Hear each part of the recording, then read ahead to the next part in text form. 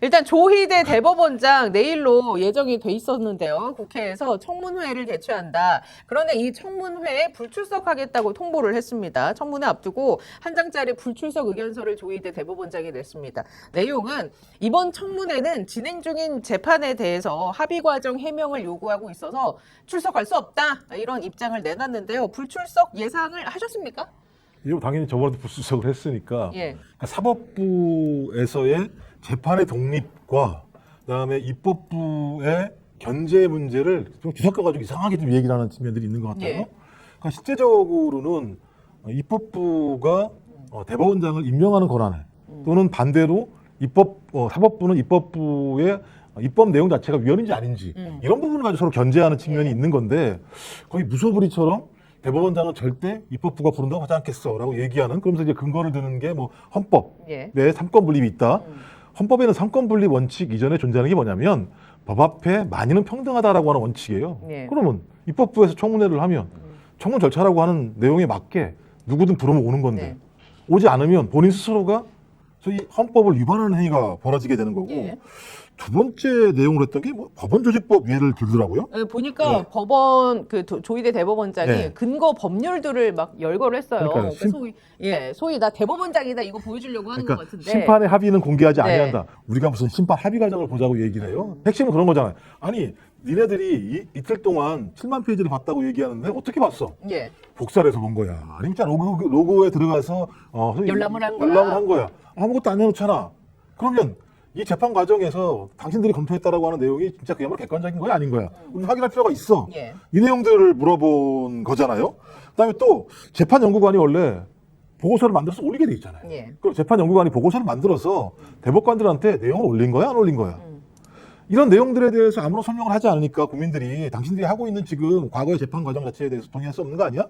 그러니까 그 내용을 알고 싶어. 그렇죠. 국민들이 알고 싶어 하는데 방법이 없잖아. 입법부에서 청문을 요구하는 거야. 나와서 설명해. 당신이 설명해서 아무런 문제가 없으면 입법부가 여기다 먹겠지. 근데 그것이 아니라 사법부가 한 행동 자체가 실제로 문제가 있다고 한다면 이건 매우 중대한데 왜냐하면 그 내용 자체가 내란 수계를 탈옥시키게 된 과정에서의 그 판사인 직위원의 행위에 대해서 왜 법원은 판단하지 않는 거지에 대한 문제 하나하고 또 하나는 대선을 앞두고 야당의 유력 후보 지지율 1위를 달리고 있는 후보를 갖다가 자격을 박탈하려고 했다라고 하는 건 사법권을 가지고 소위 국민 선택권을 갖다가 배제하려고 했던 건데 그럼 니네들이 삼권 분립을 오히려 스스로 위반한 거 아니야? 이런 질문을 하려고 하는 거잖아요. 그렇죠. 그럼 나와서 대법원장이면 국민들에게 똑똑히 설명하고 아닙니다. 우리 그렇게 안 해요. 우리 헌법에 따라서 헌법과 법률에 근거해서 양심에 따라 독립적으로 판결한다는 거 보여주면 되잖아요. 아니 질문을 한다는 거잖아요. 그 자리에서 어떤 옳다 그르다 인민재판을 하겠다는 게 아니라 질문을 통해서 과정이 어땠는지를 설명해달라는 거잖아요. 취지는 쉽게 얘기하면. 설명 안 해주니까 근데 이제 그걸 안 하기 때문에 이제 국민으로서는 굉장히 답답한 일이고 이 대법원장이 출석하지 않는 이유는 혹시 뭐 또 다른 이유가 있다라고 보십니까? 어떻게 이 판을 보고 계시나요? 지난번에 사실 민주당이 뛴 4인 회동 거기에 대해서 처음에는 이제 조희대 대법원장은 직접 출퇴근한 길에 문답을 진행하려고 했다 이렇게 이제 처음엔 나왔어요. 그 얘기가 있어요. 근데 주변에서 말렸는데 이게 얼추 맞는 것 같아요. 저희가 이제 법적으로 취재를 해보니까 주변에서는 대법원장이 정확히 말하면 이게 문구가 아닌, 그러니까 문헌이 아닌 이 휘발성이 있는 발언으로 하게 되면 첫 번째는 정확한 용어를 사용해야 되는데. 뭐 위와 같은 사건 뭐 이런 식으로 그러니까 한덕수와 만난 거는 위와 같은 사건 공직선거법 250조 사건이죠. 당시에 그 사건에 대해서 이제 콕 찍거든요. 뭐 만난 적이 없다 이런 식으로 이제 설명을 하는데 그 입장문 자체가 조금 석연치 않은 게 있어요. 되게 애매하게 해석할 수 있는 입장문이었죠 사실은. 그럼 다른 사건으로 만난 적이 있느냐 예를 들면 그리고 시기도 특정해서 뭐 언제부터 언제까지 이렇게 얘기를 하진 않았거든요. 그래서 이제 기자들이 원했던 거는 사실 질의응답의 제일 묘미가 길지도 않아요. 한 5분이면 돼요. 추가 질문할 수 있어요. 그래서 예를 들면 조희대 대법원장이 난 만나지 않았다. 이렇게 말하면 그럼 한덕수 전 총리야 예를 들어서 12월 3일 이후부터 아예 안 만났다. 이 시점까지 다른 일로는 만났습니까? 이렇게 물어보면 거기에 대답을 할 수 있거든요. OX 게임으로 풀 수가 있어요. 근데 지금 이제 국회에 나오라는 게 사실 저는 이게 구도는 별로 안 좋은 것 같아요. 왜냐하면 사람들이 원하는 거는 국회에 나와라, 뭐 나와라 아니라 나오는 장소가 중요한 게 아닙니다. 지금 입법부에서 방법이 없으니까 입법을 대표해서 네. 민의를 대표해서 부르는 거지. 조희대 대법원장이 기자회견을 열어도 돼요. 네, 본인이 당연하죠. 예. 네, 저희들이 당연히 본인이 원하는 시간에 원하는 장소와 원하는 어떤 형태를 찍어주면, 다만 가서 인위적으로 질문을 제한하거나 형식을 그렇게 너무 경직되게 하지 않으면 네. 언론들은 다 받아줄 의향이 있어요. 그렇죠. 근데 안 나오니까 지금 그러잖아요. 그렇죠. 안 나오니까 입법부에서 법사위에서 부르는 거예요. 그래서 제가 봤을 때는 조희대 대법원장이 만약에 지금 나오게 됐을 때는 질문의 다양성도 있지만 이게 말하다 보면 엉킬 수 있거든요. 예. 그러니까 이런 게 조희대 대법원장의 내심까지는 제가 모르지만 정말 당당하면 뭐 소위 말해서 그냥 정면 돌파하시면 돼요. 예. 네, 과거의 역설인데 윤석열 검찰총장 대선 후보를 어떻게 떴습니까? 그렇죠. 네, 저는 첫 국감에서. 사람에 충성하지 않는다. 네, 그렇게 하고 나서 네. 민주당 정부가 이제 그때 문재인 대통령이 임명하고 나서 첫 국감에 나와 박범계 의원하고 이제 설전하잖아요. 네네. 네, 왜 과거에는 안 그랬지 않습니까? 하면서 책상 치면서. 근데 사실은 그게 이 말로 일어서고 우리나라에서 가장 소위 말해서 가장 이런 법률이나 그런 질의응답의 전문가 국회의원들이에요. 그걸 상대로 정면 돌파했잖아요. 그 뭐든 간에. 예. 그러면 사실 망치가 가벼우면 못이 솟는다고. 아니 그거는 제압을 못한 국회의 능력 탓입니다. 네, 윤석열도 그렇게 돌파했거든요. 그러니까 조희대 대법원장이 요새 이제 나오는 말이 뭐 조희대 대망론 또 키워주는 거 아니냐 우스갯소리로 그 말이 나와요. 아, 그래요? 네, 윤석열 키우듯이. 예. 그러니까 그거는 이제 정치가의 어떤 호사가들이 하는 얘기지만 네네. 저희가 요구하는 거는 딱 단순해요. 아까 김 박사님 말씀하신 대로 네. 저는 사실 딱 하나만 궁금해요. 아니 전원합의체 올라오자마자 9일만 해부한 거 사실 이틀이죠. 그게 어떻게 했는지 설명을 해달라는 그렇죠. 거예요. 설명을 해달라. 공박을 하거나 뭐라 하는 게 아니에요. 네. 설명을 해주라 이 소리예요. 합리적으로 설명을 해달라는 거예요. 천대 네. 법원행정처장이 처음에 읽었다는 식으로 얘기했잖아요. 법사위 나와서 그렇게 얘기했어요. 예. 근데 근데 지금 내라고 하니까 또 나중에는 뭐 연구관들이 읽어서 이 법률심의 뭐 특성상 어쩌고저쩌고 하는데 그렇게 설명할 필요가 없습니다. 그래서 사건을 봤냐고 안 봤냐고요. 요지를 봤으면 뭘 봤는지 설명을 해주세요. 어떤 요지를 보고 판단했는지. 사실 사람들이 의심한 건 뭔지 알아요? 유죄로 찍어놓고 판결했다 이거 아니에요 지금. 전원합의체 올려서도. 그렇죠. 예, 그걸 의심하기 때문에 그 의심을 해소해주면 돼요. 뭐라 하는 게 아니에요. 공격을 하려는 게 아닙니다. 네. 설명을 투명하게 해주면 뭐 여당이든 야당이든 납득이 내지는 되면. 그렇죠. 국회 이걸 뭐 정쟁으로 삼을 필요도 없습니다. 예. 근데 그 함께 증인으로 또 채택이 된 오경미, 이홍구, 이수겸, 박영재 대법관, 천대엽 지금 말씀해주신 법원행정처장 거기에다가 직위원 부장판사도 모두 다 불출석 사유서를 냈어요. 그러니까 이제 나오지 않겠다는 건데 핵심 당사자들이 지금 이제 다 빠진 청문회이지 않습니까? 그럼 이게 괜찮을까? 사실 그런 우려도 생기거든요. 뭐 제가 볼 때 이렇게 되면 이제 맹탕이 될 수밖에 없는 상황인데 아마 못 나올 거예요. 나올 수가 없을 거예요. 예. 아니 예를 들면 이 문제 관련해서 서로가 아무런 얘기를 하지 않았을까요? 이런 재판 결과가 나오는데 적어도 이틀 동안 7만 페이지를 읽지 않은 건 사실인 것 같고 예. 요지가 어떻게 올라왔는지는 모르겠는데 요지 보고서도 제가 볼 때는 상당히 유죄 취지의 내용들로 올라왔을 가능성이 높고 네. 그러면 여기에 관련해서 이심 전심 서로 간에 예를 들면 이 부분에 대한 공감대가 있었을 거고 그런 공감대와 관련해 서로 진술 하나만 엇갈리더라도 국민들이 봤을 때 아 쟤들 짝셨구나 라고 하는 것이 확인될 수 있는 측면이 있기 때문에 집단적으로 나오지 말아야 되는 측면들이 분명히 있는 거고요. 저는 아마 그 조희대 집단적으로 서로 간에 그냥 나가지 말자라고 얘기를 했을 가능성이 높다. 저는 당연하겠죠.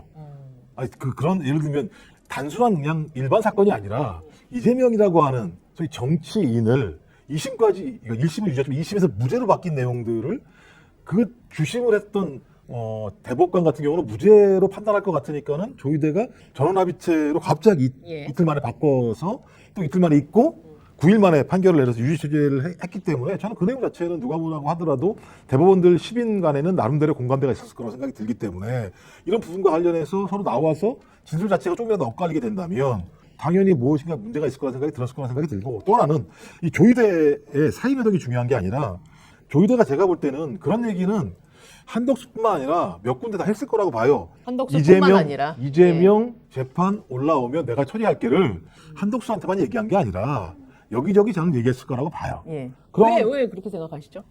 아니 본인의 위치가 있는데 그래도 여기저기 얘기했을 거라고 추정하시는 이유는? 상식적으로 네. 2심에서 무죄가 나온 걸 대법관들이 이렇게까지 유죄 취지로 파기환송을 하는 이유가 없어요. 실제적으로. 엄청난 큰 부담이 있는 거고 다 아시겠습니다만 판사들이 그렇게 강심장인가요? 저는 강심장이 아니라고 생각이 들어요. 예. 그렇다면 제가 볼 때 이 부분과 관련해서는 어떤 형태로든지 조희대의 개인적 신념이겠죠. 예. 그런 신념들을 주변에서 얘기했으니까 녹취나 이런 거 나왔었겠죠. 열린공감TV도 마찬가지입니다만 나중에 확인된 건 뭐냐면 누군가 이미 이 얘기를 한 거야 나한테. 이렇게 얘기하신 면이 분명히 있기 때문에 저는 본인이 이 얘기가 조금이라도 흘러나오는 내용이 단서가 있게 된다면 조희대 대법원장이 지금까지 한 내용 자체가 우르르 무너질 수밖에 없다는 것 하나 하고요. 또 하나는 감찰 기록 문제 때문에 그래요. 직위원 관련. 직위원에 대한 감찰을 진짜 예. 50일 동안 했는데 그것도 외부에 맡기잖아요. 네네. 저는 이거는 되건 안 되건 상관없이 직위원이 직을 걸어야 되는 문제라는 저는 생각이 들어요. 그러니까 뭐 아무런 문제가 없다고 얘기하면 왜 문제가 없다는 거야? 예. 그다음에 이제 문제가 있었다고 얘기한다면 그동안 이걸 그냥 그대로 내버려 둔 거야?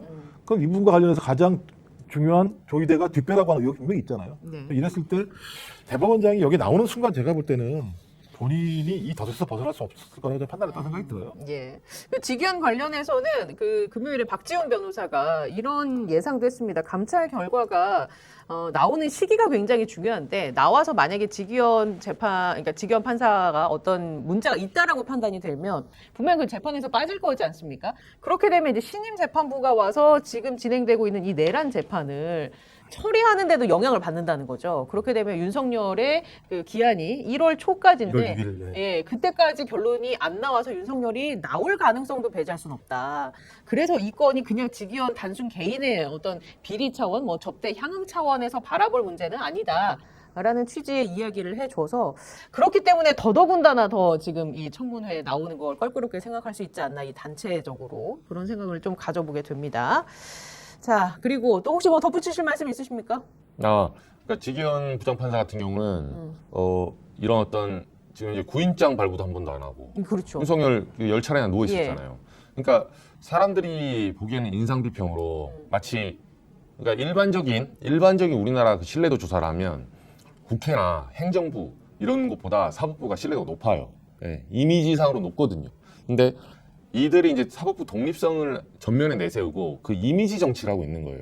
그러니까 지금 우리가 사법부를 사람들이 뭐 흔들자, 뭐 내란 전담 예. 재판부를 만들어서 뭐 하자 이렇게 하는 거는 그 앞단에 문제가 있는 거예요 지금. 그냥 만들자고 하는 게 아니에요. 예. 그러니까 구인장을 발부하면 되잖아요. 그렇죠. 예, 그 전에 원인 제공을 해놓고 예. 그 원인 제공에 따라서 솔루션이 없으니까 입법부나 또 다른 행정부에서 조치를 취하면 이때는 갑자기 사법부 독립 들고 나오거든요. 예. 그러니까 그렇게 안 하면 돼요.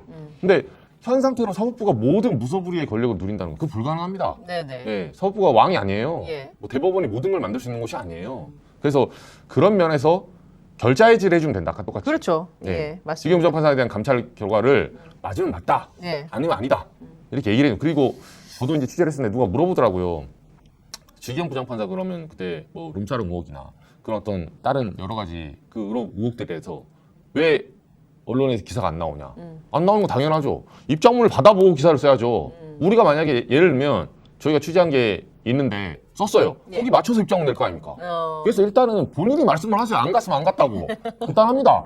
뭐가 있구나. 네. 그거 들어보고 예. 그러니까 본인이 진실 앞에서는 사실 진실은 고정돼 있잖아요. 지금 과거의 얘기를 하는 거지 우리가 그렇죠. 현재 진행 얘기를 한 거 아니에요. 네. 그러면 핸드폰을 뒤지는 기억을 뒤지는 자기가 자기 안에 있는 거 그대로 이게 진실입니다. 밝혀주세요. 밝혀주면 그 다음 스텝이 나오게 돼 있는데 본인은 삼겹살과 소주는 먹었다 정도로만 얘기하고 있는 상황이잖아요. 네. 근데 그것도 비용을 누가 처리했고 예. 예를 들어서 지금 의혹 중에 하나가 그때 뭐 동석한 사람이 누구 그쵸, 있고. 뭐 정관 변호사였는지 누구였는지 누군가 뭐 동기들이었는지 이걸 정말 n분의 1로 했는지 누가 어떻게 샀는지 아무것도 안 나왔잖아요. 그렇죠. 그러니까 그런 부분에 대해서 예. 저는 뭐 직위원 부장판사가 소위 말해서 뭐 다른 매체나 민주당이 의혹 제기한 대로 뭐 룸사롱 갔니 어디 룸바를 갔니 그런 의혹 제기 하지 않을 테니까 일단 입장문을 깔끔하게 내주시면 나는 전혀 이런 적이 없다. 그럼 다음 스텝으로 넘어가는 거예요. 예. 그러면 언론들도 취재했던 사람들도 네. 저희도 취재한 걸 꺼낼 수가 있어요.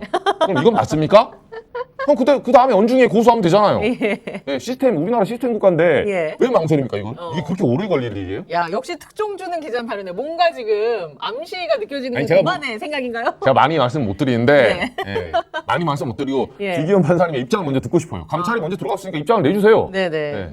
좋습니다. 직위원 판사. 말씀하신 것처럼 입장 만약에 그 직위원 판사 문제와 관련해서 입장이 나오게 되면 제가 볼 때 그 다음부터 언론에서 아마 이것저것 다 제가 볼 때는 제기할 거예요. 이거 아닌데 저거 있는데 이거 있는데라고 나올 것 같고 저는 이 정도 사안이고 직위원이 내란 우두머리 재판을 하고 있으면 공수처가 빨리 수사했어야 되는 거예요. 실질적으로. 그렇죠. 그러니까 강제 수사권이 있는 곳에서 수사를 하고 있지 않으니까 감찰이라는 한계가 분명히 있는 거잖아요. 그럼 그래서 공수처가 지금 제가 볼 때는 이미 시점을 놓친 거라 생각이 들어서 예. 청문회도 지나가는 상황이잖아요. 그럼 제가 볼 때는 조만간 또 추석 지나고 나서 네네. 입장 슬 얘기할 거는 외부 전문가한테 맡겨가지고 그래서 이렇게 물 타고 계속 가려고 하는 거 아닌가. 이 법원 같은 경우는 저는 이 문제가 직위원만 걸려있기 때문이 아니라 직위원 플러스 조희대까지 걸려있기 때문에 이렇게 오래 간다고 봐요. 아, 주경 부장판사가 이 방송을 듣고 입장문을 더 안 내는 거 아닌가 모르겠습니다. 아, 이거 내가 냈다가는 더 들쑤셔질 것 괜히 같은데. 말했네요. 그냥 아무것도 없는 척 할 거. 아니 여기저기 그런 얘기도 많이 나왔어요. 예. 아, 어쨌거나 국민 한 사람으로서 요청드립니다. 저도 세금 내는 사람인데 어쨌든 주경 부장판사 확실한 거는 입장을 내세요. 저희도 입장을. 당장은 못 하는데 네. 서로 먼저 패 까기 전에 아니 이거 우리가 뭐 집에서 고수도에도 순서가 있는 겁니다. 예, 그렇죠. 본인 텀에 본인이 먼저 해야 되는 거지. 예. 저희한테 텀을 2번 갖고 가게 하면 반칙이죠. 그러니까 퉁치고 가지 마시고. 먼저 예. 패를 까시면 저희도 보여드릴게요. 그럼 그다음. 아, 멋있습니다. 역시 특종 전문 기자. 이 패를 까는 게 되게 중요해요. 왜냐하면 그 패에 의해서 직위원이 아무런 문제가 없다면 재판에도 상관이 없는 거예요. 근데 문제가 있어. 근데 그걸 알고도 만약에 발표를 늦췄다면 예, 제가 고의적으로. 볼 때 고의적인 거죠. 그렇죠. 그러면 내란 수계를 도와주기 위한 그러면 사법부가 내란 수계에게 온정적이거나 아니면 내란 수계와 무엇이 얽혀 있거나 이렇다면 제가 볼 때는 이거 초유의 사태로 가게 되는 거죠. 진짜 조희대처럼 시대의 사건이 되게 되는 거죠. 알겠습니다. 지켜보도록 하겠습니다. 빨리 입장문을 내시기 바랍니다. 와, 옷이 좋습니다. 네, 대표님 명절이니까요. 야, 스피츠몰에서 이번 추석 명절 준비한 모양입니다. 네, 대표님 이번 명절 스픽스몰 애청자 여러분들을 위해서 다양한 제품들 많이 준비했습니다. 건강기능식품 그리고 축산, 수산, 와 그리고 과일까지 제대로 된 제품 있네요. 또 특히 쿠키도 전 쿠키를 만들어서 여러분들께 좋은 선물 될 것 같습니다. 귀한 분들을 위한 명절 선물 세트 스픽스몰에서 지금 준비하십시오. 여러분 행복한 명절 진심으로 기원합니다. 명절 선물도 자신 있다 비교하라.